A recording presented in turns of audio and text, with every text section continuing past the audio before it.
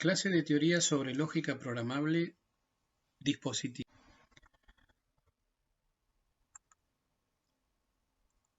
Hasta ahora hemos estado analizando diversos tipos de estructuras, de circuitos lógicos, los cuales básicamente se podían implementar a través de lo que se denominaba la lógica estándar, es decir, que uno compraba los chips con una determinada función específica y en la medida que uno tenía que hacer un diseño integral, tendría que hacer el diseño de un circuito impreso, donde tenía que poner en el circuito impreso cada uno de los componentes y realizar después las interconexiones que eran necesarias.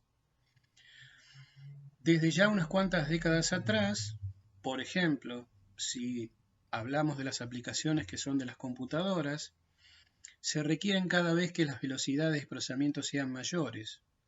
Y eso de alguna manera se tiene como un factor limitante la intercomunicación entre dispositivos. Es decir, por un lado, eso se va solucionando tratando de meter la mayor cantidad de componentes dentro de un chip, como es hoy en día, por ejemplo, el diseño de microprocesadores como de empresas como Intel, AMD, etc.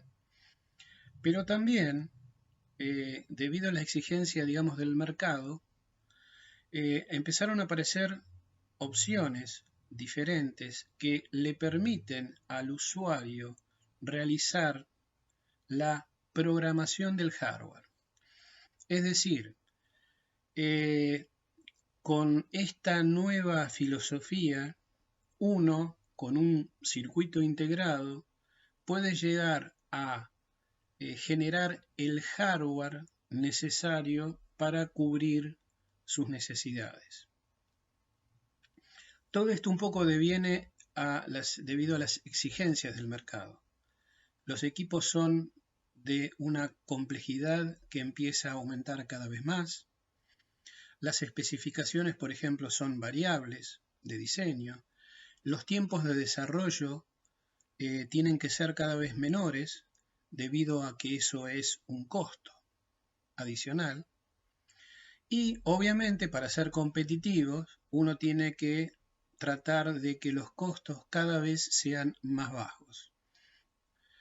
Y eso es horas hombres, por ejemplo, para el que va a diseñar y horas hombres para el que va a fabricar los circuitos impresos, etcétera, etcétera.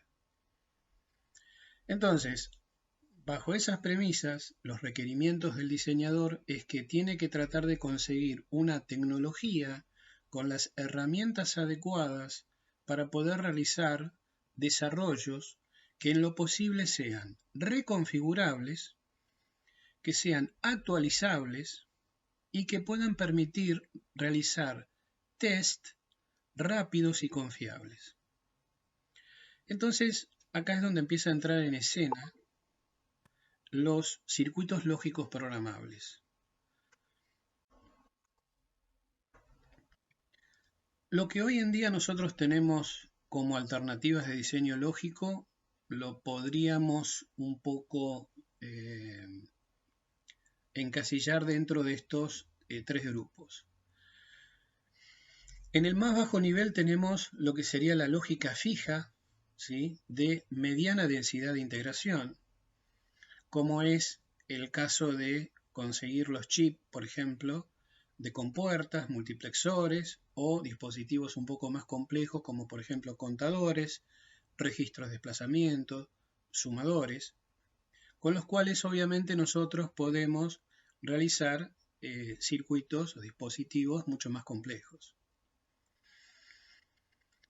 Con la mejora en las técnicas de fabricación para tratar de poder meter mayor cantidad de cosas en una determinada área del chip, se logró pasar lo que era la lógica fija, pero de muy alta densidad de integración.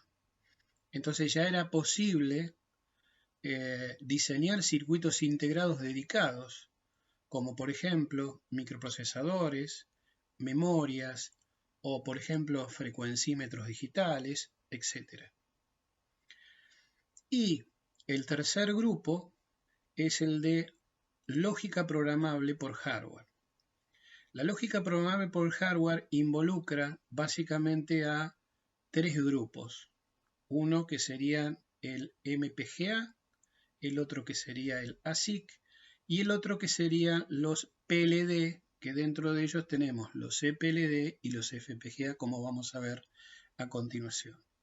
Los dos primeros grupos, el diseñador no tiene manera, no tiene injerencia sobre el circuito integrado. El circuito integrado ya está hecho y no hay posibilidades de modificar su estructura. En cambio, con el tercer grupo sí existe, aunque sea en forma parcial o puede llegar a ser total, el modificar la estructura del hardware para cumplir los requerimientos que uno necesite. Las ventajas que pueden tener emplear lógica programable es, por un lado, el tema de la confiabilidad. Es decir, hoy en día existen circuitos lógicos programables donde se puede hacer el diseño totalmente dentro de un chip. Eso tiene la ventaja que prácticamente después ese chip va a tener que estar en un circuito impreso y tendríamos que directamente el circuito impreso serviría para la interconexión de ese chip con el mundo externo, o sea, entradas y salidas. Y no existiría la interconexión con otros chips. La otra cuestión es el menor área de circuito impreso que se va a utilizar. Imagínense ustedes, por ejemplo, si yo quiero realizar un sumador, no es lo mismo, por ejemplo, tener el sumador ya adentro con 4, por ejemplo, sumadores completos, a tener que andar implementándolos con sumadores de 1 bit, cada uno en un chip por separado, que obviamente eso va a implicar que el circuito impreso tiene que tener un mayor área y obviamente relacionado con el tema de la confiabilidad, uno puede llegar a cometer errores de soldado o problemas, por ejemplo, de pistas que fueron mal diseñadas, donde se comió el cobre, etcétera, etcétera. Entonces, es muy importante el tratar que se utilice la menor cantidad de circuitos integrados posible en nuestro diseño. La otra cuestión que es importante es el tema de la programación. Hoy en día uno puede, a través de muy pocos pines de acceso a un determinado chip, realizar una programación la cantidad de veces que sea necesaria. Y además se puede llegar a tener la posibilidad de realizar cambios en el diseño. Es decir, si por ejemplo uno quiere hacer un frecuencímetro dentro de un circuito lógico programable de 4 dígitos y yo tengo suficiente espacio todavía disponible dentro del chip, yo en el futuro podría llegar a agregarle por ejemplo 1 o 2 dígitos más. Con lo cual estoy haciendo un diseño dentro de un chip que ya está soldado dentro de un impreso y lo único que tengo que hacer es volver otra vez a acceder al chip y agregarle el hardware que sea necesario. Obviamente eso también tiene que estar de antemano previsto en el diseño del circuito impreso. Pero tengo esa facilidad. En el control de diseño, antes de la programación también, hay herramientas que a mí me permiten, por ejemplo, realizar test bajo simulaciones que generalmente son bastante confiables, porque son simulaciones que se van a hacer de un producto donde está todo contenido dentro del mismo chip. Entonces, en general, si yo hago un diseño y pasa todo el test de simulación, yo tengo una alta probabilidad que después, cuando eso lo utilice realmente, cumpla tal cual fue previsto o como resultado las salidas funcionen igual que en el caso de la simulación.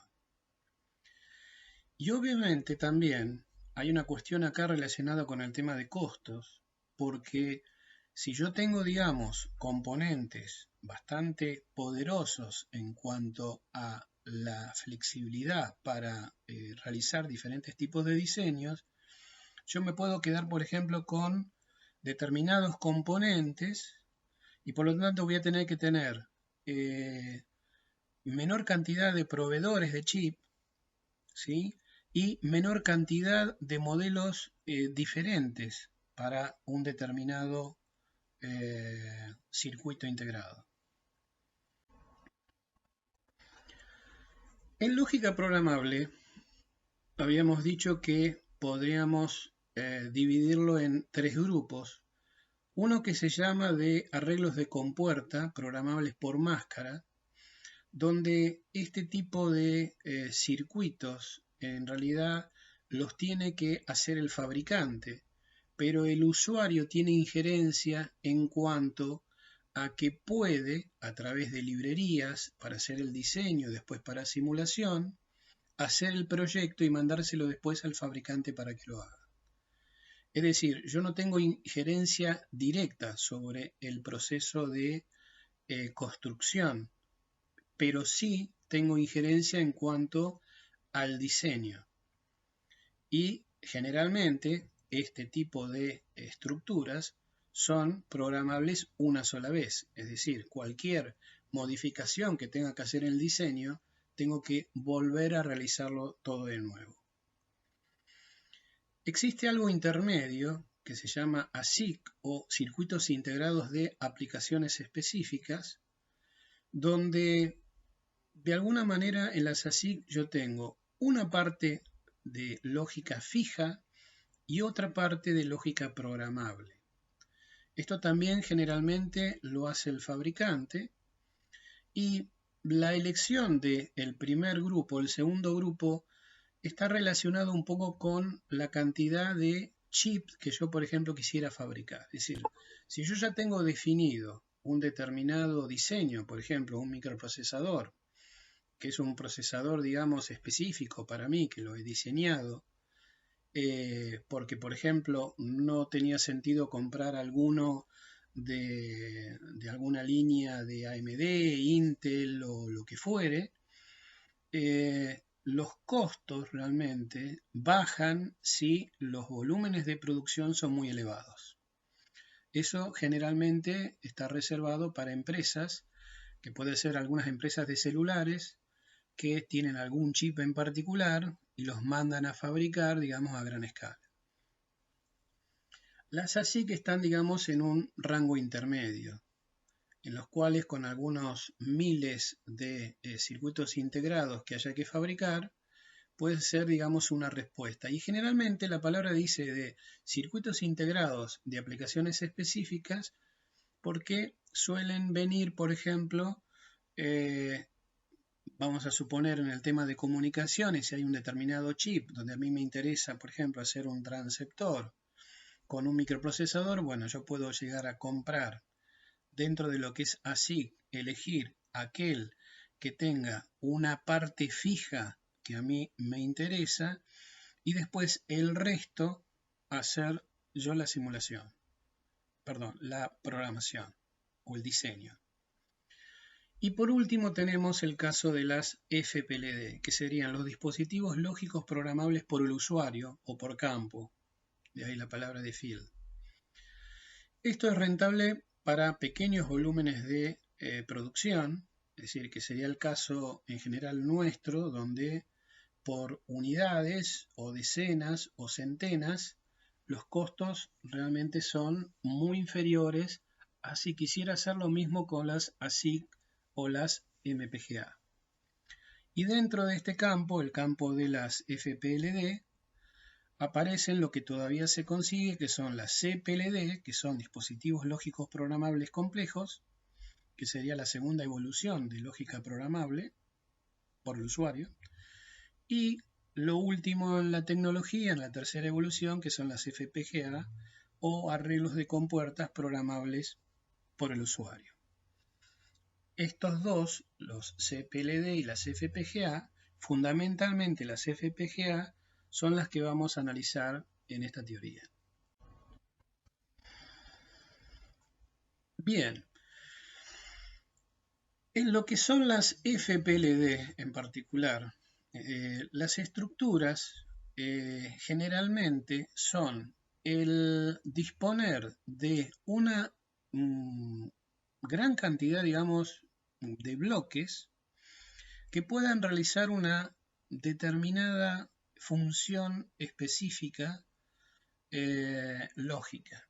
Es decir, en general, los circuitos lógicos programables como los CPLD o las FPGA suelen tener bloques, una gran cantidad de bloques que hacen cada uno siempre lo mismo. Y esos bloques tienen adentro un circuito lógico que realizan lógica combinatoria, la cual puede programarse, y generalmente tienen asociado un flip-flop, que en la mayoría de los casos todos los flip-flops son del tipo D.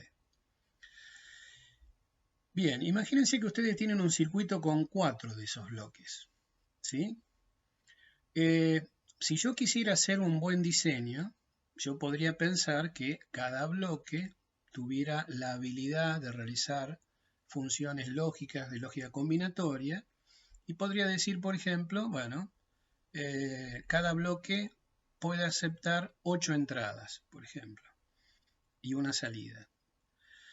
Tengo la otra alternativa. La otra alternativa sería, ¿por qué en vez de poner 4 bloques, poner, por ejemplo, no sé, 16 bloques, o sea, más chicos, y que en vez de hacerme funciones de 8 entradas, haga de 4? Y obviamente, si tengo que hacer una función de 6 entradas, tendré que usar 2 de esos bloques para definirla. La diferencia que hay entre un caso y el otro es lo que se denomina el concepto de granularidad. Es decir, que cuando más grandes sean los bloques a una determinada área de silicio, yo voy a poder poner menos bloques, pero con muchas entradas para generar lógica combinatoria por bloque, que si fuera al revés. El problema que yo tengo, que si pongo, por ejemplo, pocos bloques y cada bloque hagan mucho, es que puede existir diseños en los cuales yo tenga una subutilización de esos bloques. Por ejemplo, si yo quiero hacer funciones solamente de 4 variables de entrada y tengo un bloque de 8, estaría desperdiciando hardware. También sucedería al revés. Si tengo muchos bloques chicos, tendría que usar, por ejemplo, para proyectos grandes de muchas entradas, una gran cantidad de esos bloques. Y se me adiciona algo más. Como son circuitos lógicos programables, se tienen que interconectar entre sí, es decir, aparte tengo que hacer interconexiones con los pines. Los integrados tienen que tener pines de entrada y de salida. Entonces yo tengo que ser capaz de poder adentro del chip tener interconexiones que inclusive tienen que ser obviamente flexibles. Es decir, tienen que haber uniones donde en algún lado conecto una cosa con la otra y en otra no. Entonces tiene que haber una gran cantidad de llaves adentro. Entonces está lo que se llama la granularidad de conectividad. Esto hace que si yo, por ejemplo, tengo pocos bloques en el chip, voy a tener que usar poca interconexión, porque tengo pocos bloques en sí. No es lo mismo tener 4 bloques que tienen que ser interconectados entre sí y con los pines de entrada y de salida que tiene el chip, a tener, por ejemplo, 16 o 32 bloques chiquititos, donde lo que sería la matriz de interconexión empieza a ser cada vez más grande. Para tener una idea de lo que estoy hablando, en la cátedra nosotros tenemos uno de los kits que habíamos visto de la Cyclone 4. El modelo que nosotros tenemos en las placas de desarrollo tienen más de 22.000 bloques lógicos. Así que imagínense que las interconexiones que hay adentro son realmente muchísimas. No se hace, obviamente, el diseño para que todos los bloques se conecten con todos. Hay alguna estrategia, y eso va a depender del fabricante, donde se trata de alguna manera de encontrarle la mejor combinación de la matriz de interconexión para que se pueda realizar la mayor cantidad de diseños posibles. Bien, la palabra lógica programable también implica otra cosa. ¿Qué significa programar y la programación cuánto dura? Me refiero en cuanto a qué pasa, digamos, si yo tengo un integrado, lo programé y le saco la fuente de alimentación. Si se la vuelvo a poner otra vez, ¿el circuito sigue programado o tengo que volver a programarlo? Bueno, esa es una de las condiciones en las cuales hay diferencias entre distintos tipos de circuitos lógicos programables. Hay algunos que utilizan memorias, porque básicamente las CPLD o las FPGA tienen que tener una memoria adentro. Supónganse que tienen una memoria para un bloque de, no sé, digamos de interno que hay que configurarlo. Hay que configurar, por ejemplo, 8 parámetros diferentes, ¿sí? Cada parámetro tiene que estar asociado, digamos, a un bit de información para poner, por ejemplo, ese parámetro en una actividad o en otra.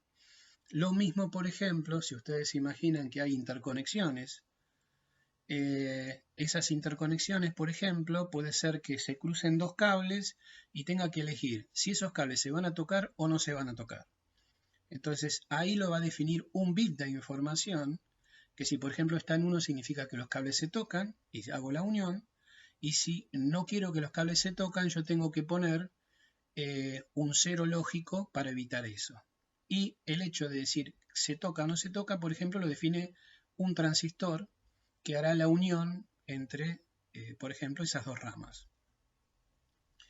Bien, con esto lo que quiero decir es que en todos los dispositivos lógicos programables, uno tiene que programar básicamente dos cosas.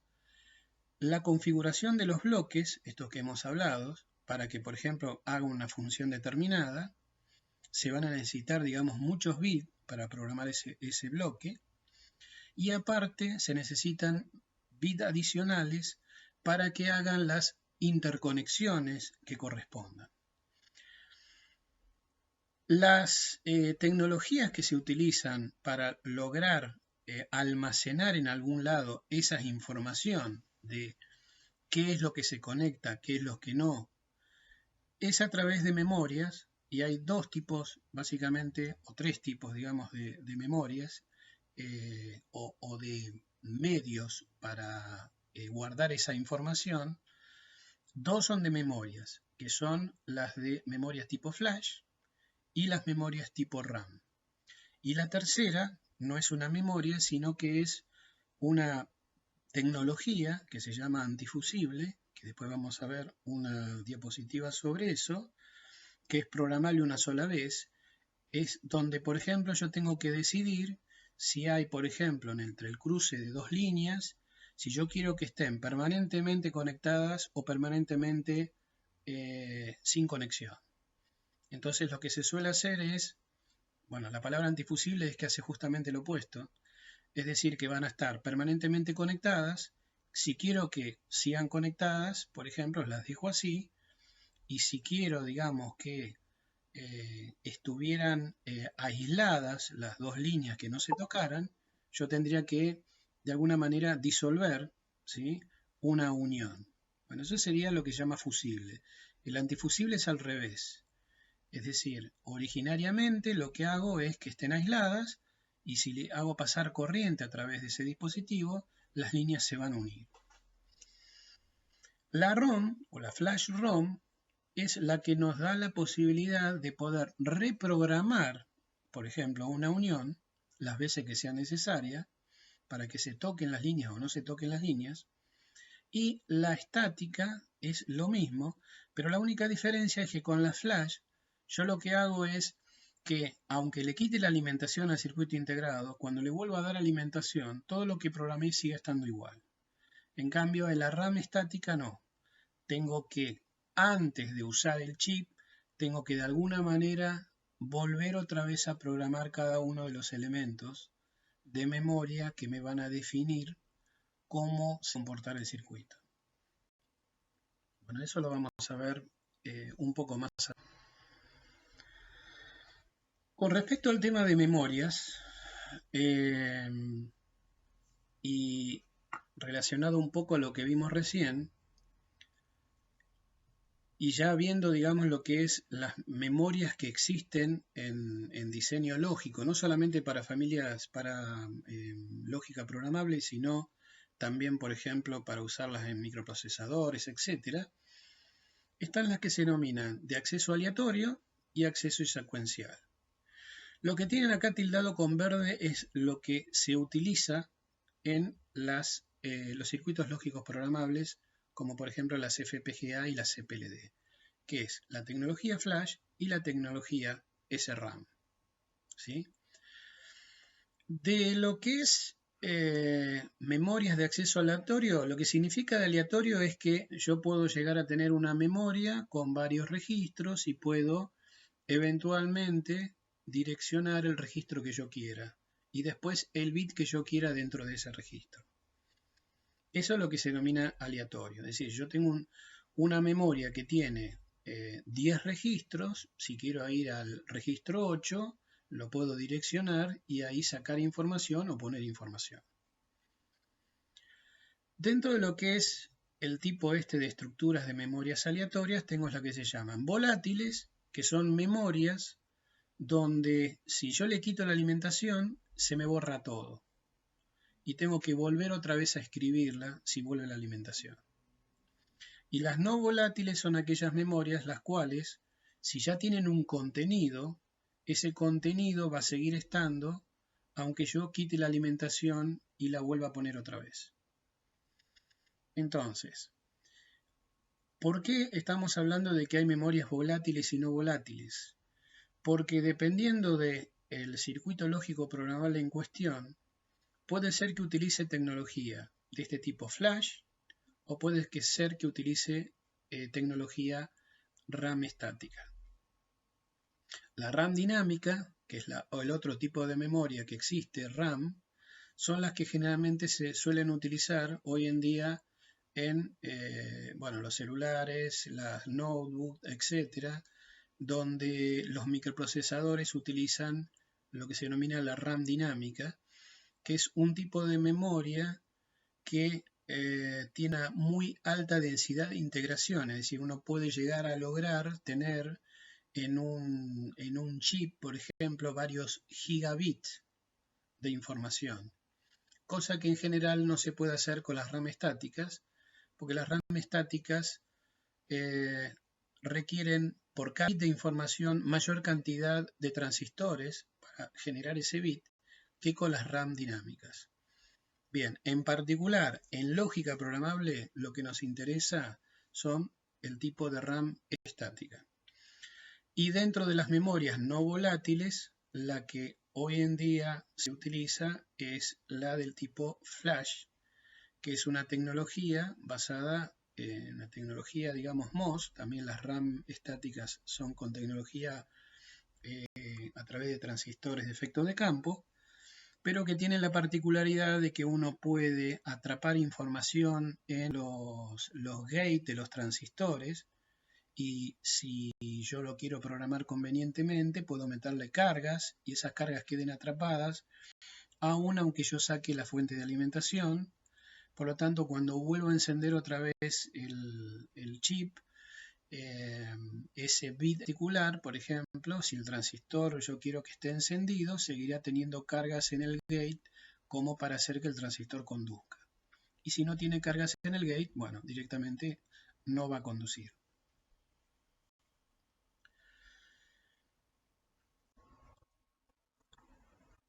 Dijimos entonces que existen circuitos lógicos programables, en particular estos son las FPGA, que si bien ahora hay variantes, una celda, digamos, de una RAM estática, como la que se ve acá, es un circuito donde yo lo que hago es definir, fíjense que acá tengo, por ejemplo, un transistor que está conectado como si fuera una resistencia, o sea, está polarizada en la zona lineal, entonces esto funciona como una resistencia, y se tiene acá un transistor con en principio, un equivalente de una resistencia puesto a VDD, y acá se tiene lo mismo, y donde existe, digamos, una realimentación, es decir, la salida de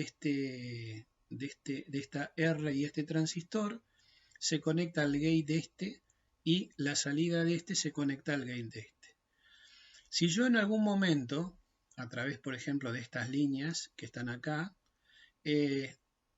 hago conducir alguno de estos transistores, por ejemplo, hago conducir a este y pongo acá un 1 lógico, ¿sí? 1 lógico acá, hace que este transistor conduzca, porque es del tipo NMOS. Si conduce, hace que esta tensión baje, esta tensión baja me corta esto, y esto es un circuito realimentado que quedaría permanentemente con Q con un valor alto y el Q negado con un valor bajo. Lo mismo, si lo hago por este camino, poniendo por ejemplo un 1 lógico acá, lograría que el Q negado valga 1 y el Q valga 0. Eso me va a quedar así, in eternum, hasta que quite la alimentación. Y si quito la alimentación y vuelve la alimentación otra vez, bueno, ahí directamente no puedo garantizar cómo quede el circuito. Dicho de otras palabras, me quedó totalmente desprogramado. Hay muchos dispositivos lógicos programables que tienen este tipo de estructura, es decir, cuando yo hablaba que yo necesitaba un bit de información para actuar, por ejemplo, sobre alguna unión para hacer que dos cables se conecten o no, eso tiene que proveer o vendría, digamos, de, por ejemplo, esta salida de Q, dependiendo si es 0 o 1, es lo que pase. Obviamente, esos dispositivos que utilizan como elementos de memoria algo como esto, o sea, la celda de un bit de información, tienen que tener la posibilidad de ser programados antes de ser utilizado el circuito. ¿Sí? Porque, obviamente, el circuito hay que configurarlo primero antes de usarlo. Eso es lo que suele pasar con la mayoría de los dispositivos lógicos programables como son las FPGA. Y en particular, por ejemplo, las que tenemos en los kits de desarrollo, que son la Cyclone 3 y la Cyclone 4. Una memoria RAM, que no es el caso de las FPGA, pero simplemente para que se den cuenta un poco, un bit de memoria RAM dinámica está formada, digamos, por básicamente dos transistores. Un transistor que hace las veces de capacitor y otro transistor que de alguna manera a través de esta línea puede cargar o no cargar, por ejemplo, este capacitor. Entonces, vimos que en la RAM estática anterior yo tenía 6 transistores para poder generar un bit de información, ¿sí? De escribir y leer. Y en cambio acá yo en principio necesitaría 2 transistores. Si bien esto necesita una lógica adicional, una RAM dinámica, ¿sí? Pero en definitiva la RAM dinámica requiere de menor cantidad de integrados, perdón, no de integrados, sino de transistores, entonces por eso se puede conseguir un tan alto volumen de bits por chip, que es lo que se podría obtener en las RAM estáticas. En particular, este tipo de estructura para generar un bit de información no se utiliza en las FPGA, se utiliza la estática, porque en la estática yo no necesito ningún circuito adicional de funcionamiento para preservar la información que pueden llegar a tener este transistor. ¿Por qué lo digo? Esto es un transistor que acá funciona como un capacitor, ¿sí? Si yo programo, por ejemplo, para que este capacitor esté cargado, ¿sí? Y cuando quiera ir a leerlo, lea que si está el capacitor cargado es un 1 lógico, y si cuando voy a leer no tiene carga sería un 0 lógico. El problema es que como todo dispositivo físico, esto tiene fugas. Entonces, si el capacitor lo tengo cargado y pasa el tiempo, este capacitor se descarga y después cuando vaya a leer, puedo leer que hay un 0 lógico y resulta que en realidad no es que había un 0 lógico, había un 1 pero se descargó. Entonces, en general, este tipo de memorias RAM dinámicas necesitan un circuito de refresco, ¿sí? Que, por ejemplo, cada milisegundo, un circuito en particular empieza a testear cada bit de información y si ve que la tensión del capacitor supera cierto valor, lo carga hasta el tope. Y si ve que ese capacitor, por ejemplo, no tiene prácticamente carga, asume que era un 0 lógico y no lo va a cargar. Entonces, esa sería la manera de hacer lo que se denomina un refresco. Es decir, ese circuito en particular dentro de una FPGA sería un dolor de cabeza, sería complicar más la situación del hardware. Entonces, lo que se hace es utilizar directamente la RAM estática. Aunque se tengan que usar 6 transistores, digamos, por bit, generalmente es suficiente para la lógica interna que se alberga dentro del chip.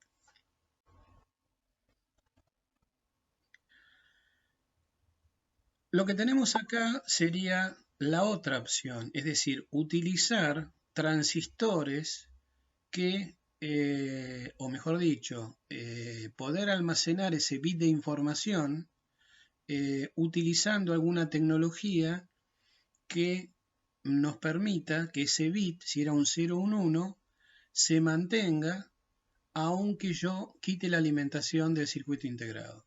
Para eso se utilizan los transistores que empezaron con el denominado EPROM, que eran los transistores de efecto de campo, que son transistores NMOS, los cuales se pueden programar eléctricamente, pero el borrado había que hacerlo con luz ultravioleta. Sí, imagínense que yo tengo un transistor como este, donde tengo el drain, el source, y acá tengo la tensión, digamos, tengo el gate. Entonces, lo que se hace en este tipo de transistores, un transistor NMOS común, era ponerle una doble compuerta, y si yo le aplico en el gate una tensión lo suficientemente elevada, y la tensión elevada significa meterle, por ejemplo, 12 volts, uno podría llegar a poner cargas acá eléctricas de tal manera que queden atrapadas y haga que el transistor siempre quede en conducción. Es decir, que cuando yo alimente al transistor, inmediatamente se genera el canal de comunicación entre el drain y el source. Si yo quisiera que el transistor esté cortado, lo que yo tendría que hacer es eliminar esas cargas, y estas cargas pueden llegar a durar, si no es de vuelta programado, según el fabricante, hasta décadas. Bien, el problema con esto es que la manera de borrar las cargas, como decía, que era con luz ultravioleta, implicaba que el circuito integrado tendría que tener una ventanita de cuarzo, porque digamos, no se le podría poner vidrio porque el vidrio absorbe la luz ultravioleta y la banda de cuarzo no, deja pasar, digamos, la luz ultravioleta. Entonces había que iluminar a todos los transistores con luz ultravioleta durante algunos decenas de minutos, por ejemplo 20 minutos, para borrarlo. Lo cual eso realmente es una pérdida, digamos, de tiempo, el tener que tener tanto tiempo para hacer la programación. Entonces aparecieron en el mercado otros tipos de transistores que se denominaron los E cuadrado PROM, o sea, borrados eléctricamente, donde seguía teniendo la condición de aplicar una alta tensión en gate para generar cargas y que queden atrapados, y después también eléctricamente yo podría eliminar ese exceso de cargas y poder cortar al transistor. Esa tecnología se llama EEPROM, ¿sí? O borrados eléctricamente, ¿sí? Que sería ROM, que sería memoria de solo lectura, ¿sí? Borrado eléctricamente. Y en particular ustedes van a ver que en la literatura va a aparecer EEPROM y va a aparecer flash. El transistor es exactamente lo mismo, un transistor EEPROM, E cuadrado PROM o flash es exactamente lo mismo, es un transistor NMOS que tiene una compuerta flotante y digamos con forma muy particular para poder lograr que se puedan eliminar esas cargas, si uno quiere borrar al transistor, por decir de alguna manera, cortarlo. Pero la diferencia entre la E cuadrado PROM y la flash básicamente reside en cómo se arreglan los bits. Es decir, en la E cuadrado PROM uno puede borrar de a byte, es decir, se tienen registros, por ejemplo, de 8 bits y se puede ir borrando de a cada registro en forma particular. Y en cambio la tecnología flash lo que hace es borrar un bloque grande de registros. La ventaja que se tiene es que en el mismo área de chip la electrónica para hacer tipo flash es mucho mayor que la E cuadrado PROM. Es decir, el hecho de que yo quiera borrar selectivamente de a byte requiere que tenga una lógica adicional y puedo meter de alguna manera menor cantidad de bits, ¿sí?, en registros con E cuadrado PROM que con flash. Por eso generalmente lo que se ven es que los chips son del tipo flash. Pero desde el punto de vista de cómo se hace para programar, esto es un poco para que se entienda cuando yo digo un bit de información. Sería esto. Yo tengo el transistor de canal N, el cual tiene el doble gate, y yo con este bloque puedo hacer que meterle cargas acá en el gate, de tal manera de que este transistor quede siempre conduciendo. Si yo lo programo y le meto cargas acá tengo por ejemplo otro transistor, pero este es un transistor normal NMOS que funciona como una resistencia. Entonces cada vez que le doy la tensión de alimentación VDD, este transistor ya aparece funcionando. Por lo tanto, acá en Vout tengo un cero lógico. Si no lo llego a programar, como generalmente pasa con las memorias que son flash o E cuadrado PROM, no estar programada significa que estos transistores no tienen carga acá adentro. Entonces es como que estuvieran cortados. Por lo tanto, la tensión Vout se va a VDD. Entonces tiene un 1 lógico. Entonces la idea de este bit de información dado por una celda, vuelvo a repetir, EEPROM o flash, es lo mismo. Lo que pasa es que después los arreglo en cantidad de bits es diferente en lo que es E cuadrado PROM y lo que es el tipo flash. Pero este tipo de estructura, ¿sí?, utilizando transistores de este tipo, a mí me permiten que si estos están en circuitos, que generalmente están las CPLD, si a la CPLD ya la he programado cada bit en particular, que sería algo como esto, por más que yo le quite la alimentación y le vuelva a dar otra alimentación, si el transistor no tenía cargas, entonces va a ser que Vout va a ser VDD, o sea, me va a dar un 1 lógico. Y si tenía cargas atrapadas, por más que yo le corte la alimentación, esas cargas van a estar adentro, y el transistor, inmediatamente que yo le doy alimentación VDD, entra a conducir y Vout se me va a cero lógico. Con la RAM estática, el problema que tenía es que si yo lo programé primero, para poner por ejemplo que el Q valga 0,1, donde le quito la alimentación y vuelvo a encender, ya es incierto lo que le quede a ese bit de memoria. Entonces, en forma inicial, tengo que programar todos los bits de una RAM y después ahí puedo utilizar el circuito. Y la otra alternativa que se usa en algunos casos por algunas empresas, más que todo, por ejemplo, para aplicaciones aeroespaciales, donde las estructuras que vimos anteriormente por radiación me pueden alterar esas cargas que quedaron atrapadas en los gates, es la tecnología de antifusible. Es decir, la tecnología antifusible lo que hace es, supónganse que tengo dos líneas y esas dos líneas están de alguna manera unidas por esto. Es decir, yo acá tengo, por ejemplo, una capa de un conductor y acá otra capa de otro conductor. Entonces, inicialmente, como se ve acá, por ejemplo, yo tengo una línea por acá y otra línea por acá, las cuales tienen un aislador que no permite que esas líneas se unan. Ahora, si yo le aplico una cierta corriente que circule por esto que se denomina antifusible, yo elimino, disuelvo ese aislador y las dos barras se ponen en contacto haciendo un corto. Este tipo de conexiones, digamos, que aparte son permanentes, esto sí no es reprogramable. Una vez que yo hago pasar una corriente, por ejemplo, del orden de los 5 mA, y elimino ese aislante y se tocan los contactos, no tengo vuelta atrás. Si me equivoqué en la programación o tengo que hacer una modificación, bueno, tendré que volver a empezar con otro chip. Bien, en esta diapositiva lo que vemos es un poco de lo que estábamos hablando de lo que era la configuración de los dispositivos lógicos programables.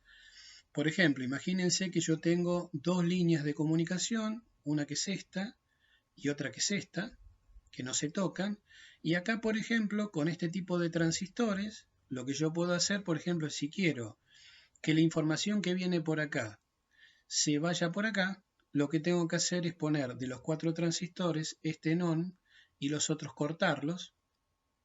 Y lo que significa on-on-off, esto viene, por ejemplo, de un bit del elemento de memoria. Acá lo ven, por ejemplo, en otro ejemplo. Utilizo un multiplexor como una llave selectora, donde quiero que por acá, ¿sí?, circule la señal de un reloj que puede venir del canal este de clock 1 o del canal de clock 2. ¿Quién va a definir esto? La línea de selección del MUX. ¿Y de dónde viene esto? Viene de un bit de memoria a la cual yo la tengo que programar convenientemente.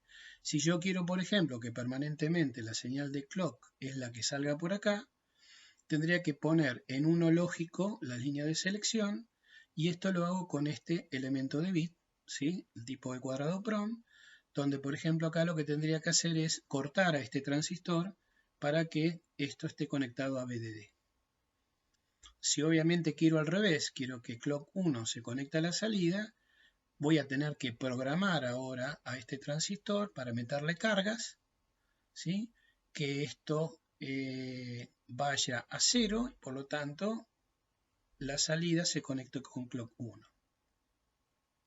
Si en vez de esto tuviera el bit ese que habíamos visto de SRAM, yo lo que tengo que hacer, primero antes que nada, obviamente programar para que, por ejemplo, Q sea igual a 1, entonces lo conecto.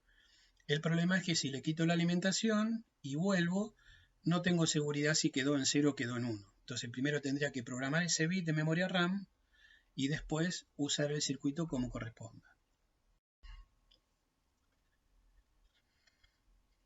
Bien, esto es un poco, digamos, la idea en cuanto a cómo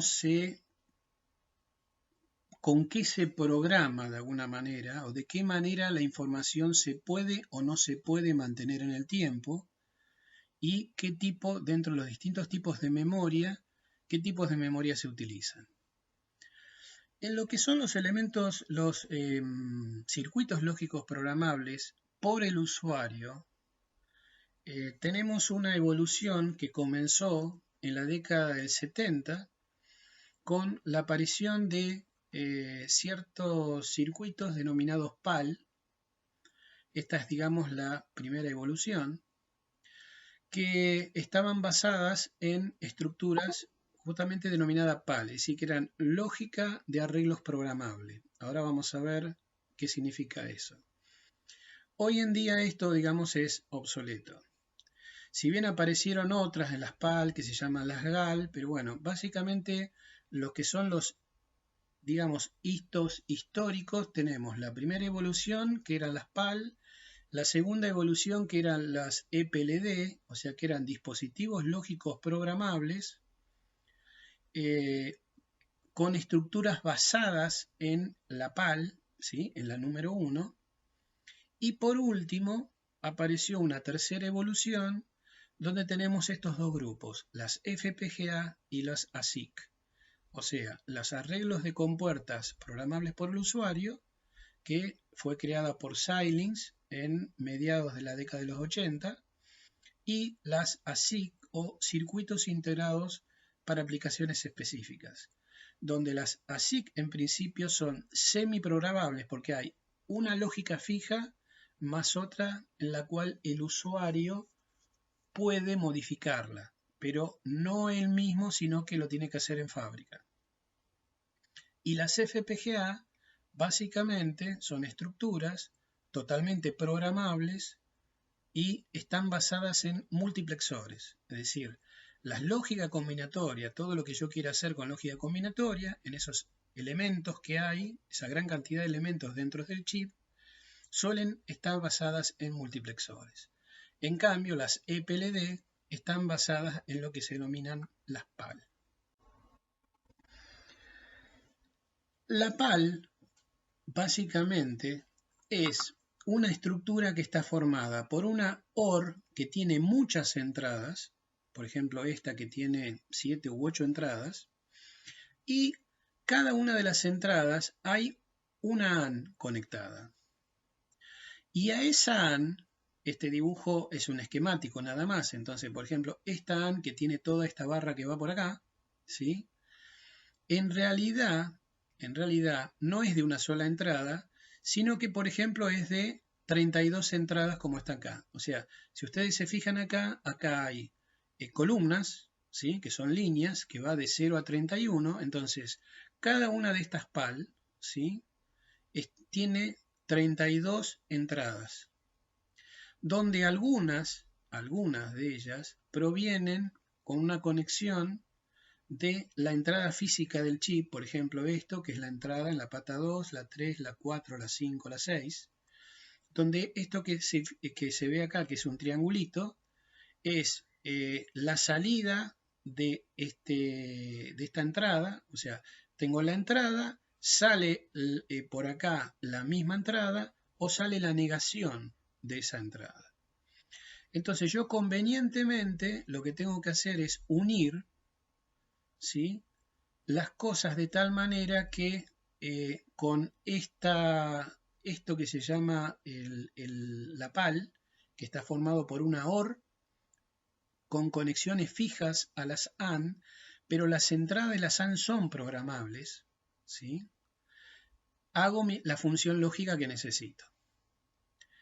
En este caso, el circuito virgen viene todo unido. Entonces yo lo que tendría que hacer es quemar las conexiones que no quiero. O sea, todos estos cruces que hay acá de líneas, ¿sí? En realidad, en cada cruce hay un fusible que une una columna con la fila. Si yo no quiero que esa unión esté, lo que tengo que hacer es pasar corriente y quemar a ese fusible. Entonces, esta era una tecnología también donde se programaba una sola vez. Si yo me equivocaba o tenía que cambiar el diseño, tenía que volver a agarrar otro chip. Y en particular, este tipo de lógica me permitía, por ejemplo, obviamente, solamente lógica combinatoria, y también podría tener, por ejemplo, una salida que sea del tipo de tercer estado. Es decir, yo lo que acá podía hacer, por ejemplo, es anular o no la salida. Pero esto, por ejemplo, yo podría llegar a poner el control de este inversor que está acá, que venga, por ejemplo, de algo interno o que venga de una de estas entradas.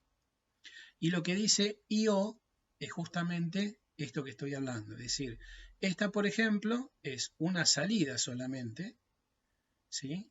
Pero estas, por ejemplo, son entradas o salidas. O sea, lo define como una cosa o como la otra. Entonces, si yo quiero entrada, lo que tendría que hacer es anular esto y entrar por acá, donde acá yo tengo la entrada y la entrada negada, y así siguiendo para el resto. Evidentemente, este tipo de estructura, si yo quiero hacer algo secuencial, no me sirve, porque no tengo flip-flop. Entonces aparecía la otra que ya 16, por ejemplo, R8, como vamos a ver a continuación. Bien, acá hay un zoom donde más o menos se puede ver un poco la OR con esta cantidad de compuertas AND. Entonces yo acá tengo 1, 2, 3, 4, 5, 6, 7, ¿sí? 7 salidas de AND que van a la OR. Y la programación está en el lado de las AND. Es decir, lo que yo le meta a cada una de las AND, yo lo puedo programar. Pero todas las AND van a parar a esta OR. Entonces tenía que programar las cosas convenientemente. Eso obviamente, yo entraba en el diseño de una determinada manera y el compilador, el software, tenía que tomar la decisión después de qué quemaba y qué no. Eso era ya, iba más allá de lo que era la actividad del usuario. El usuario no tenía la injerencia de ir punto por punto y quemar las cosas, porque si no, a ver, la cantidad de errores que uno podría llegar a tener serían enormes. Entonces, eso lo hacía el software. Esto es prácticamente, digamos, el mismo circuito, pero con el agregado, en algunos casos, de un flip-flop tipo D. Entonces, uno casi tenía la posibilidad de poder hacer cierta lógica secuencial.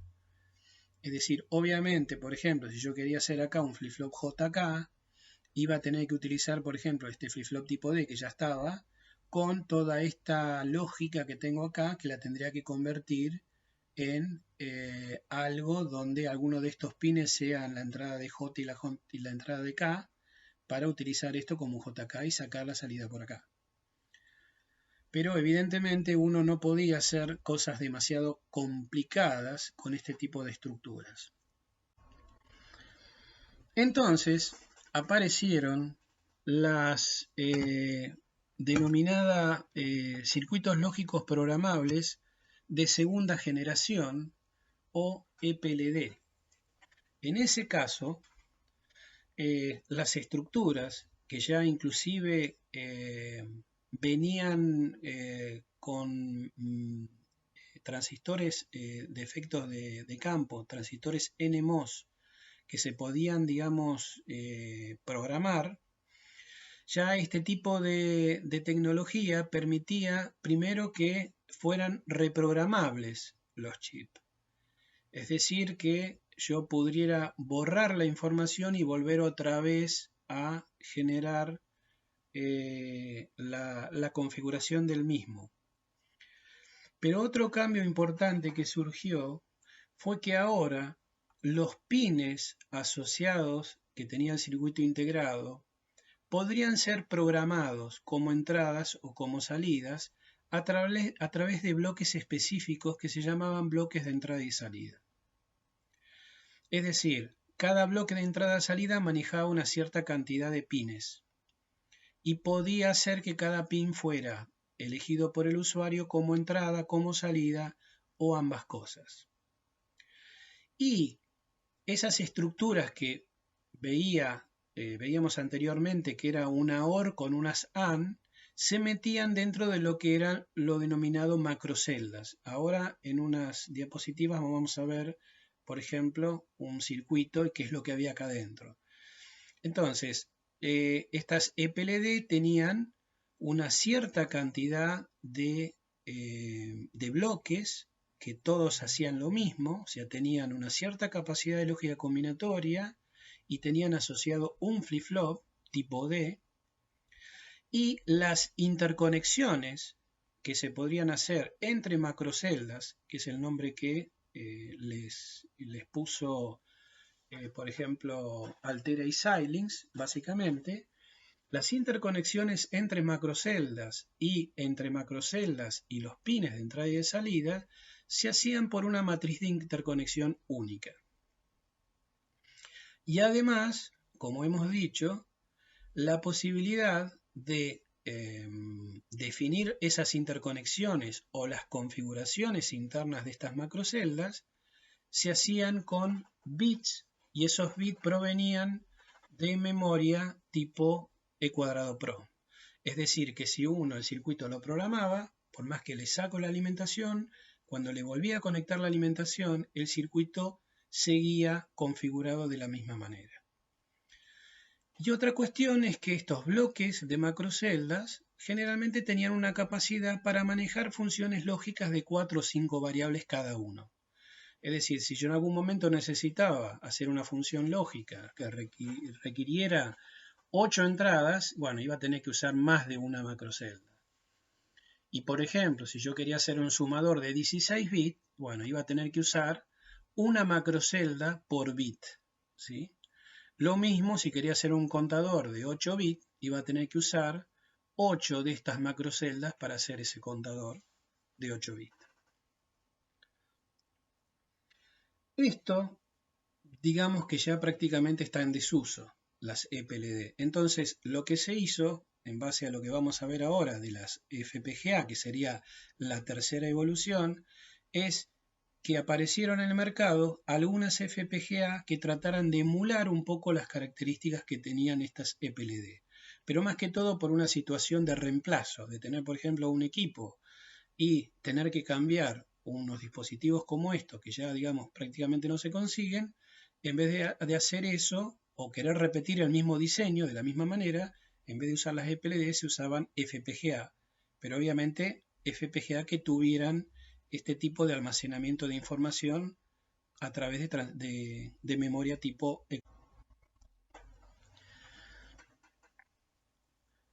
Este es un ejemplo de una familia de lógica programable de Altera, que se denominó la serie MAX 7000, que la vamos a mostrar porque de alguna manera tiene muchas cosas de lo que hoy en día tienen todavía las FPGA y es difícil conseguir esquemáticos donde se puedan ver tan en detalle, digamos, las interconexiones. Es decir, si bien se ha avanzado mucho, pero acá hay ciertas cuestiones que se van repitiendo en dispositivos más modernos como son las FPGA. Por ejemplo, este es el caso, por ejemplo, de un chip que es el 7064, vendría a ser. Y se llama 64 porque tienen 64 bloques idénticos, que son macroceldas, y se arreglan de a 16. Es decir, hay un bloque que se llama bloque de arreglos lógicos, que tienen 16 macroceldas. Acá hay otro bloque que tiene también otros 16 y así siguiendo. Está también el 7128, ¿sí? El 7128 tiene 8 de estos bloques, ¿sí? Que seguirían, digamos, por acá abajo. Pero digamos que básicamente, como ustedes pueden ver acá, tienen los pines divididos, digamos, en dos partes. Están aquellos pines que son utilizados por el usuario, ¿sí? Y cada pin uno lo puede elegir como entrada o salida o ambas cosas. Y hay otros pines que son de funciones dedicadas, por ejemplo, de relojes, ¿sí? Para usar como relojes. E inclusive acá dice como entrada, o sea, si no necesito usar reloj, hasta podría usar esta patita como una entrada más para el usuario. Pero en general, estos que son de funciones específicas, tienen la ventaja que, por ejemplo, si yo quiero entrar una señal de reloj por acá, el circuito internamente está diseñado para que esta señal de un reloj llegue en lo más posible y por igual en tiempo a cada una de las macroceldas. Lo mismo, por ejemplo, la efectividad lo que puede tener una línea que esta es Output Enable, que llegaría a todos los Output Enable, digamos, internos en la parte del control, el bloque de control de los pines de entrada y de salida, por ejemplo, también. Y un clear, ¿sí? Un clear general, que van a ir a todos los clear de los flip-flop que haya, que en principio hay uno por cada macrocelda, que es un flip-flop tipo D. Y esto que está acá, que dice PIA, es en realidad la matriz de interconexión que interconecta las macroceldas entre sí y las macroceldas también las conecta con los pines de entrada y de salida. O eventualmente una macrocelda de acá puede llegar a conectarse a los pines de entrada y salida del usuario, que algunos pasan a través de esta matriz de interconexión.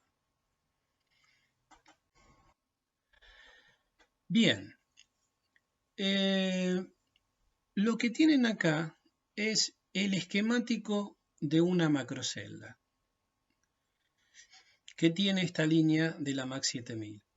Acá hay lo que genera la lógica combinatoria, que es justamente esa OR que se conecta a una cierta cantidad de compuertas AND, y cada compuerta AND tiene una serie de entradas, ¿sí?, que provienen de diferentes partes del circuito y la cual se tiene que programar convenientemente. Entonces, acá, por ejemplo, las uniones se harían y en estas uniones habría, por ejemplo, un transistor cuyo gate tiene que ser programado si yo quiero, por ejemplo, que esta línea se conecte con esta otra línea o esta línea se conecte con esta otra línea, etcétera, etcétera. Aparte, hay, por ejemplo, una OR exclusiva, como ven acá, que me sirve para no solamente generar una función f, sino también poder generar la negación si yo le pusiera un 1 en esta patita, por ejemplo. Y en la salida de la lógica combinatoria, yo tengo asociado un flip-flop que puedo no utilizarlo, o sea, lo puedo bypassear, o sea, lo puedo pasar por arriba. Si yo, por ejemplo, no necesito el flip-flop, fíjense que yo vengo con esta línea por acá, sigo por acá, y después con este multiplexor puedo elegir si quiero conectarme a la lógica combinatoria directamente o a través de cerrar esta llave por acá, hago que esta salida de esta macrocelda se conecte con el Q de este flip-flop y que la entrada D de este flip-flop se conecte con la salida de esta lógica combinatoria. Entonces, por ejemplo, si yo quiero hacer un sumador de un bit, a mí y si no me interesa que se registre la salida de ese bit, entonces puedo tomar ese camino donde de la salida de la lógica combinatoria salga directamente para acá, a algún lado.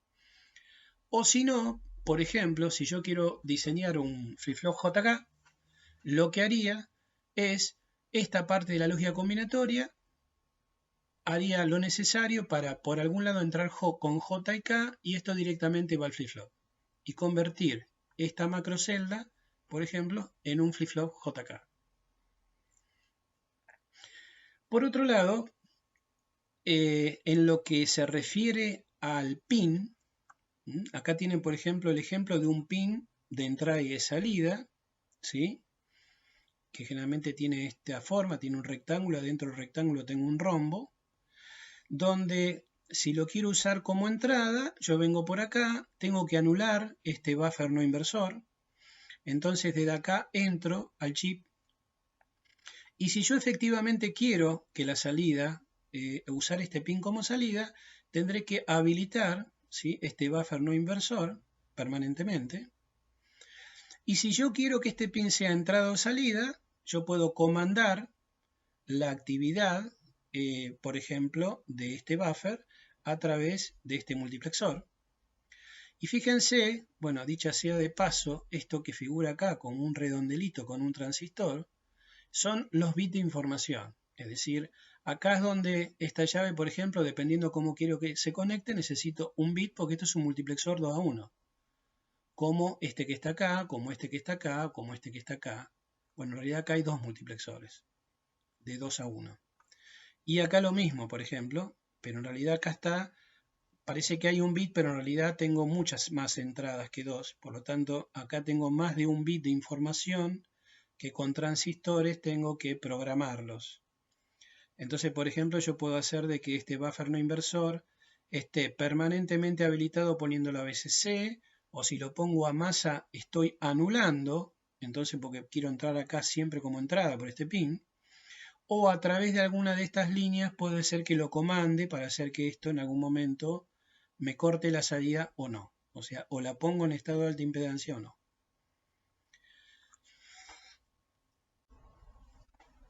Bien, como se podrán imaginar, aún en este tipo de estructuras donde, por ejemplo, puedo tener 128 macroceldas, la cantidad de electrónica que se utiliza para las interconexiones y las programaciones de cada una de las macroceldas y de el ruteo de información entre macroceldas y pines, existen en las hojas de datos información para tratar de poder entender cuáles serían los posibles retardos. Y esto que está acá es simplemente para mostrarles que, por ejemplo, uno podría eventualmente calcular, aunque no es tan fácil, que si yo tengo, por ejemplo, un pin de entrada por acá y el pin de salida por acá, ¿sí? La información, el ruteo de la información puede pasar, digamos, por diferentes partes del chip. Es decir, esto que está puesto acá en rojo punteado sería el caso en donde yo quisiera hacer una conexión diciendo, bueno, yo entro acá con una señal A y quiero que acá sea A. Entonces, supuestamente no uso ninguna lógica ni combinatoria ni secuencial. Ahí aparece un parámetro que suelen tener estos chips, que es guión algo, o sea, está el número que identifica el integrado y generalmente termina con guión 10, guión 6, guión 8. Y por ejemplo, guión 10 significaría que yo tardaría 10 nanosegundos en querer entrar una información por acá y que salga por acá sin tener que pasar por ninguna estructura interna. Obviamente tengo que pasar por adentro, pero digamos, no voy a pasar por ninguna macrocelda en particular. Eso de alguna manera me da una idea un poco de la más alta velocidad que yo puedo llegar a lograr. Porque evidentemente quiero entrar y salir. Si paso a través de una macrocelda, evidentemente va a haber más retardos. Pero este es una especie de parámetro que me da una idea del grado de velocidad.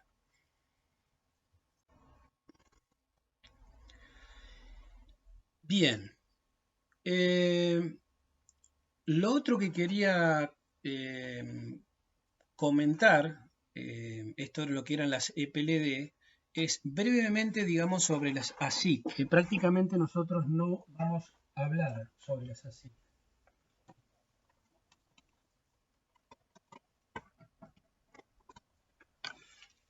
Las ASIC, como habíamos comentado, eran circuitos, o son, digamos, circuitos integrados para aplicaciones específicas, donde, por ejemplo, yo puedo querer hacer un procesador de video en MP4, ¿sí? O algún procesador de audio, por ejemplo, en donde puedo llegar a tener un chip donde haya parte del circuito que tenga una lógica fija y disponible otra parte donde yo pueda programarla. Existe, por ejemplo, dos alternativas, dependiendo del fabricante, de los modelos. Es lo que se denomina Full Custom o Standard Cell.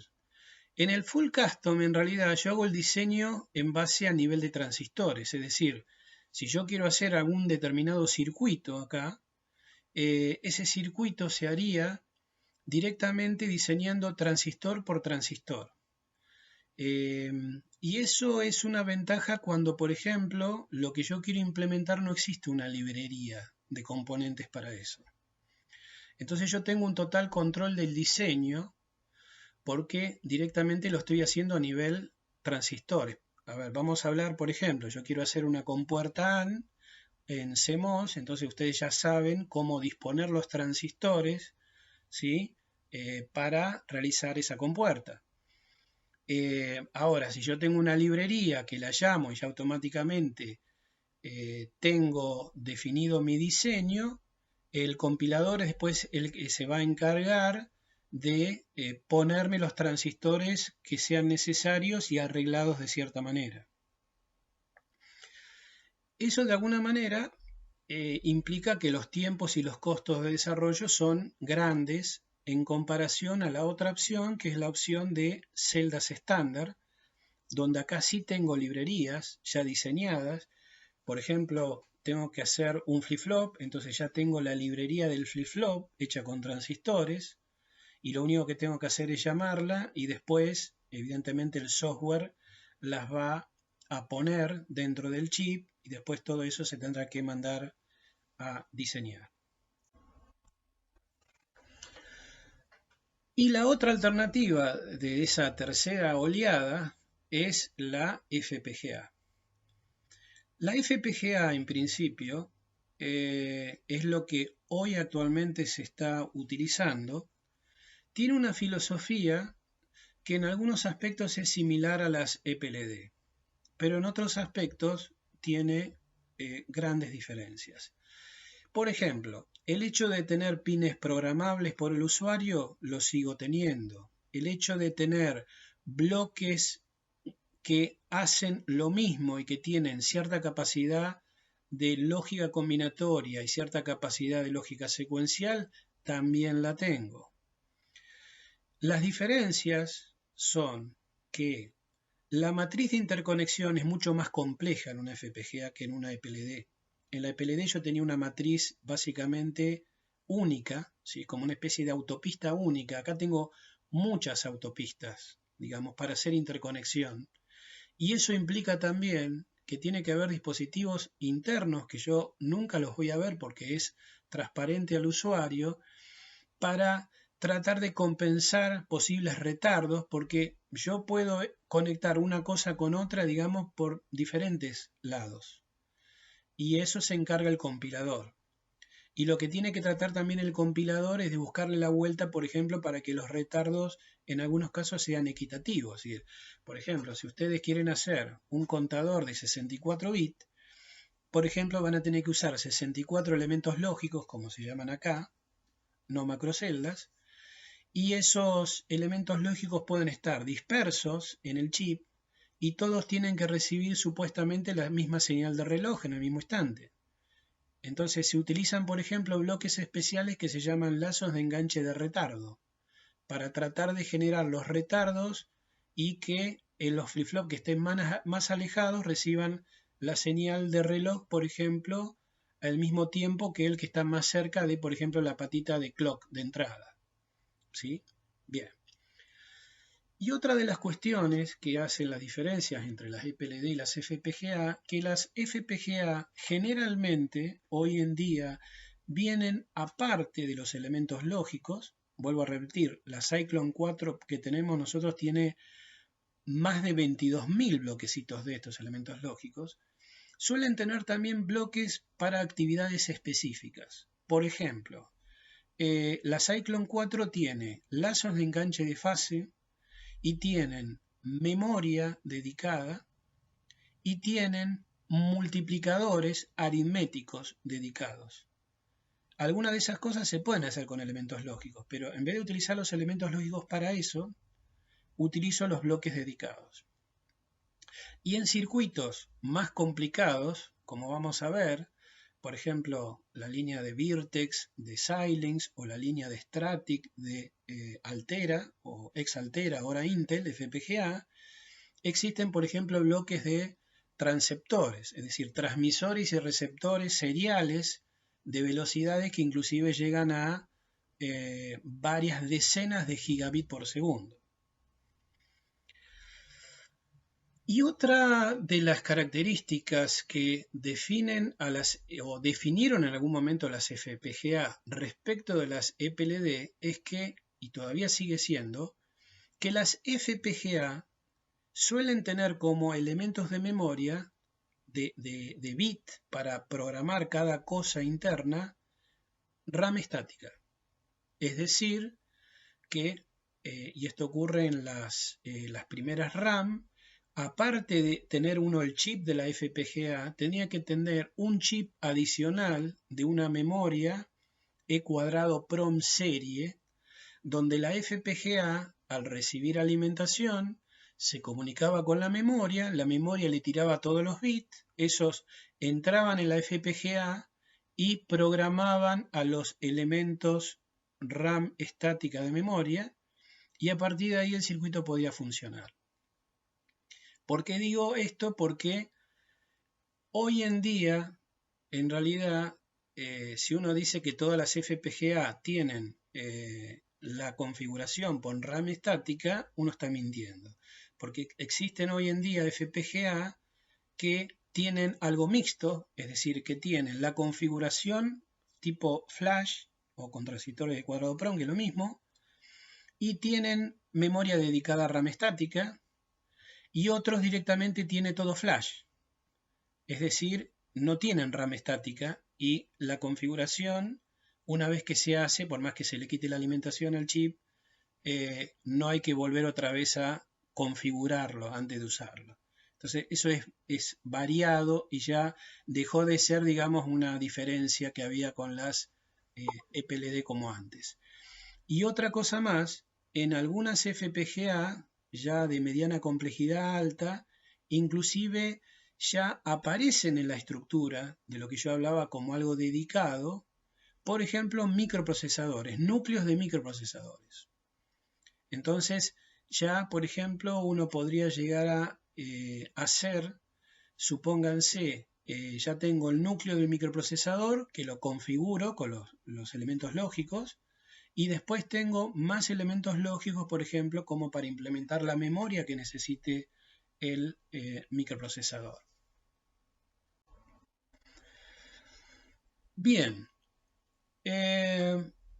les había comentado que, y me faltaba la otra, que ya lo comenté antes, pero bueno, vamos a volver a repetirlo, que la otra diferencia es que las FPGA, la lógica combinatoria, se hace en base a multiplexores, en cambio las EPLD se hace a través de PAL, o sea, arreglos que tenían una OR fija, una matriz de OR fija y con puertas AND que eran programables sus entradas.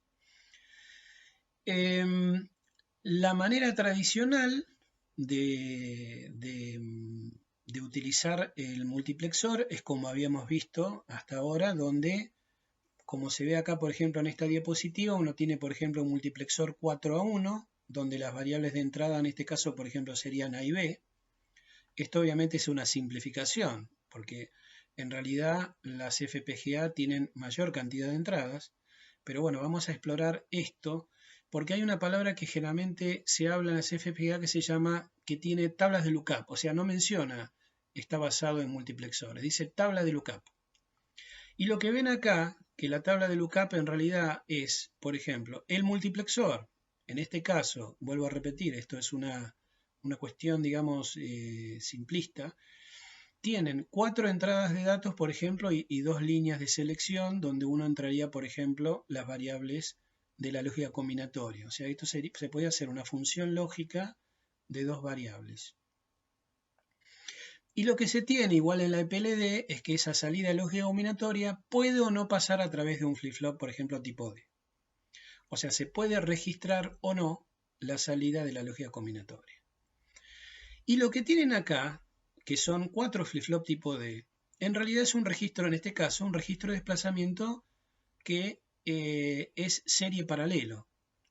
Bueno, esta es la manera, por ejemplo, donde generalmente se programa cada uno de lo que se denomina la tabla de lookup. O sea, este registro de desplazamiento más este multiplexor forma lo que se denomina la tabla de lookup.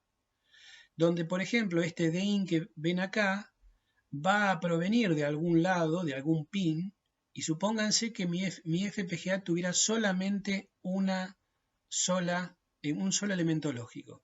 Entonces yo tendría que entrar los datos por DIN y meto 4 flancos de reloj, entonces me quedan las salidas de los Q con la programación necesaria para hacer un generador de funciones de 2 variables de entrada A y B. Bien, en realidad lo que va a suceder es que si yo tengo, por ejemplo, 22.000 de estos elementos lógicos, ¿sí? Acá yo tendría, por ejemplo, 22.000 multiplicado por 4 flip-flop, y yo tendría que meter en DIN una sucesión de 1 y 0 para que se programa todo.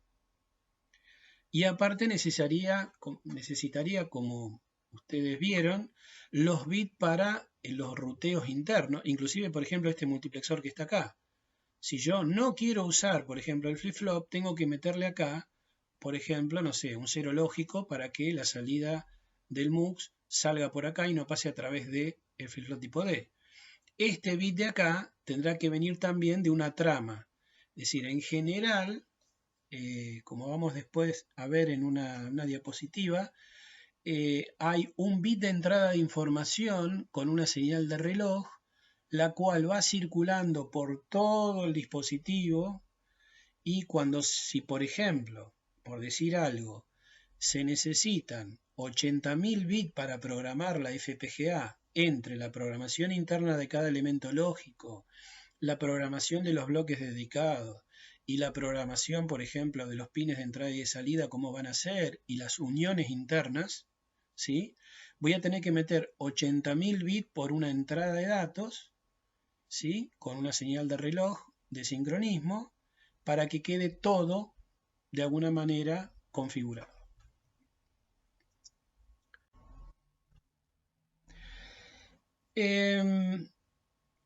Cuando les decía que un multiplexor generalmente utiliza las entradas de selección como entradas para la función lógica que quiero implementar, eso va a depender, digamos, de el fabricante, del modelo, porque por ejemplo acá les muestro cómo con un multiplexor 2 a 1, y acá si se fijan tienen la implementación hecha en CMOS, tengo dos llaves analógicas, ¿sí? Que son comandadas por un inversor, y con S yo puedo elegir si quiero que el canal A0 salga por F o el canal A1 salga por F. Bien, lo que tienen acá es una tabla de posibles funciones que puedo realizar de dos variables. Y fíjense que acá tengo un multiplexor 2 a 1, donde en principio si la variable de entrada entra por esta patita de acá, solamente puedo hacer funciones de una sola variable. Bueno, lo que tienen acá es una manera de poder hacer funciones de más de una variable, pero obviamente algunas funciones, no todas. Entonces, por ejemplo, fíjense que si yo quisiera hacer la OR entre una entrada A y B, yo podría entrar en A0 con B y entrar, como dice acá, A por S, ¿sí? El bit de selección, ¿sí? Y la entrada A1 de datos ponerla en 1 lógico. Esto 1 lógico. Entonces, ¿qué va a pasar? La OR, ¿qué dice? Cualquiera de las dos entradas que esté en 1, la salida tiene que valer 1. Bueno, vamos a suponer que acá en S, que entra A, la variable A, vale 1. Si A vale 1, ¿sí? Si A vale 1, va a comunicar F con esta entrada, que yo dije que vale 1, porque ahí le tendría que poner un 1 lógico. Entonces, eso está bien. Bueno, ¿y me interesa lo que pasó con B? No, si B vale 0 o 1 no importa. Es suficiente que A valga 1 para que acá, como hay un 1, se vea trasladado en F. En la entrada está 0, está B. Entonces después tendría que ver, ¿qué pasa si B vale 0? Si B vale 0, ¿sí? Va a depender si sale por F, la única manera es que cuando A valga 0. Entonces hay un 0 que sale por F. Pero si A vale 1, ¿sí? Nunca se va a comunicar con B, con la entrada B. Entonces, de alguna manera, estoy haciendo justamente la OR entre A y B, poniendo la variable A acá, poniendo la variable B en esta entrada 0 y poniendo un 1 en la entrada 1. Y así para las otras que tienen acá que se muestran. Esto lo que quiere decir de alguna manera es que existen otras alternativas y si ustedes me dicen yo quiero hacer la OR negada o quiero hacer no sé, otra función, bueno, lamentablemente tendría que usar dos de estos multiplexores, ¿sí? Y por ejemplo, usar uno de estos como vimos recién y después la negación la puedo hacer, por ejemplo, entrando esa salida de A más B, por ejemplo, por S, en otro de estos, por S, y ponerle 0, 1 a estas entradas, ¿sí? En otro multiplexor como este. Entonces ahí tendría la A unión B y a eso lo niego. Y otra alternativa es, y esto se usa mucho, por ejemplo, tanto en Xilinx como en Intel, es el de poder decidir o estar preparado, digamos, para poder hacer una función de muchas entradas o varias funciones de pocas entradas con la misma estructura. Fíjense que ustedes lo que tienen acá son varios multiplexores 2 a 1. Acá tienen 4 multiplexores 2 a 1 que están controladas, por ejemplo, por una variable que es la variable A. ¿Sí? Y supónganse que como tengo 4 multiplexores y voy a tener 2 datos por cada uno, esto lo llamo B0, B1, B2, B3, B4, B5, B6, B7. Bien, entonces acá pongo una determinada combinación entre B0 y B7 que son 8 bits. Luego viene una línea de 2, es decir, 2 de estos multiplexores se conectan a un multiplexor 2 a 1 y estos otros 2 se conectan a este multiplexor 2 a 1 y la salida de estos 2 se conectan a otro multiplexor. Ahora, el del medio está controlado por una variable B, ambos líneas de selección están conectadas a B, y este multiplexor, el último que me quedó, está conectado con una variable C. Entonces, fíjense, primera cuestión, yo podría acá implementar 4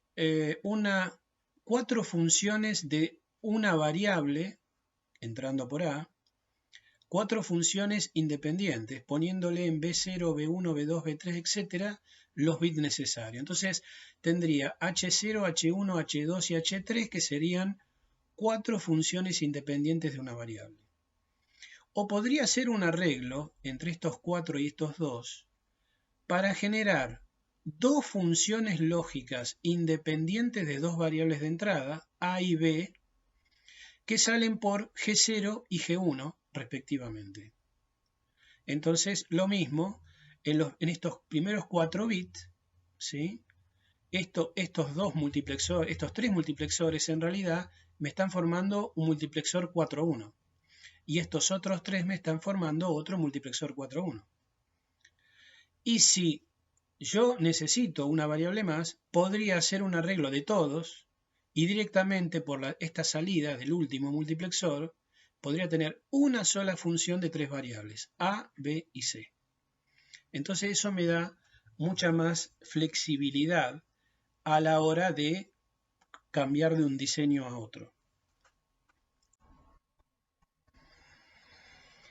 Bien, esto es un poco lo que había comentado anteriormente, como para hacer un resumen de la evolución de las FPGA, donde en principio las FPGA eran todas configurables a través de elementos de bit que provenían de RAM estática y por lo tanto el chip solo cuando lo conectaba estaba completamente desconfigurado. Entonces lo que se hacía es con un programador se programaba una memoria E cuadrado PROM serie, la cual había que conectarla a la FPGA, y la FPGA sola se encargaba de comunicarse con la memoria E cuadrado PROM, y una vez que le transferían toda la información, se desvinculaba y ya la FPGA podía funcionar tranquilamente.